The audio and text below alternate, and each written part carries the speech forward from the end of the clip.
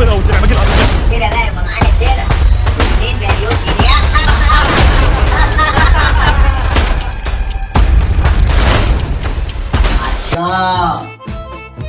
عطشان يا جدعان.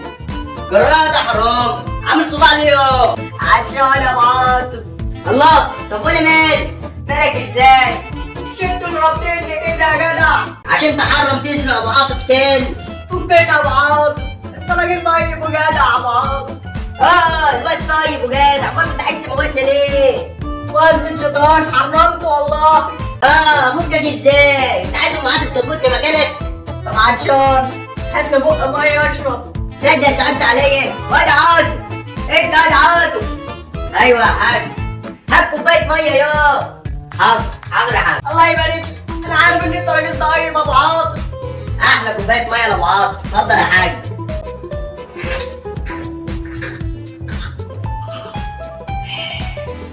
تصدق يا كنت عطشان وبفكرني كل شويه كده اشرب. حرام عليكم اللي بتعملوا فيا ده انتوا الاتنين. انت سامع حد بيتكلم هذا عاطف يا ابني؟ لا يا حاج مش سامع. طب يلا بينا، هنفضل قاعدين جنبه كده طول اليوم. يلا بينا. طب فكني وعندي ليك مصلحه ب2 مليون جنيه. ايه كم؟ يلا بينا يا حاج، ده بيقول اي كلام. اصبر يا، ده بيقول 2 مليون يا. اسمعوا بس، هتخسروا ايه؟ قولوا سمعنا يا سيدي. تسمع يا ابو عاطف عن واحد اسمه قيصر وواحد تاني اسمه عمر شوق؟ مين دول؟ ولا سمعت عنهم في طبق اليوم؟ انا اعرفهم يا حاج، ده ناس مشهوره فعلا على اليوتيوب. مشهوره ازاي يعني يا عاطف؟ بيعملوا مقالب ويقلبوا بعض وحاجات زي كده يعني يا حاج. بالظبط كده زي ما بيقولوا. طب واحنا مالنا بالكلام ده؟ من كام يوم اتصل بيا عيل اسمه قيصر وقال عايزين نسرق الدرع بتاع عمر شاور وهيديني 2 مليون جنيه. ومن حظي الاسود قلت هاجي اتضايق منك يا ابو عاطف وانتم سبتوني. والمطلوب مننا ايه بقى ان شاء الله؟ هتساعدوني بس وليكم 1,000,000 جنيه. ايه بقى عايز تشغلني انا ابو عاطف؟ محاجي انت حرامي؟ يا مالك يا ابو عاطف، وبعد المالك هرجعهوله تاني. انا مش مرتاح. ايه رايك يا عاطف انت في الكلام ده؟ انا اللي اعرفه يا حاج لو فكناه امي هتربطها مكانه. نسيت اقول لكم ابو عاطف معانا في الخطه. لما تعرف ان فيها 1,000,000 جنيه هتوافق على طول.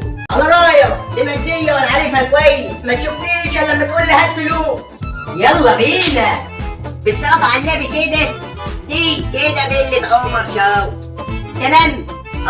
تمام. دي البواب. وبعدين اصبر بس، في باب خلفي هنا للفيلا. ايوه يا اخويا، وانا هعمل ايه؟ انت هتخش من البوابه دي كده معاك بنت صغيره اكنكم معجبين وعايزين تتصوروا معاه. تمام؟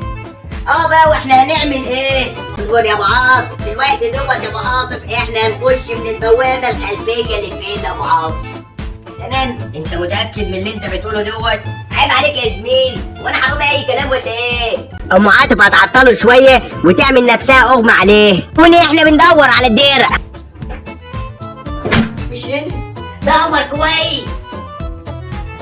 انا مش لاقي حاجه. لقيته. يلا بينا. طب امي ما تقلقش، انا فهمتها تعمل ايه. طب يلا بينا. عما يكتشف ان الدرع يتسرق هنكون احنا هربنا على طول. 2 مليون جنيه. كده بقى يبقى معانا الدرع و2 مليون جنيه.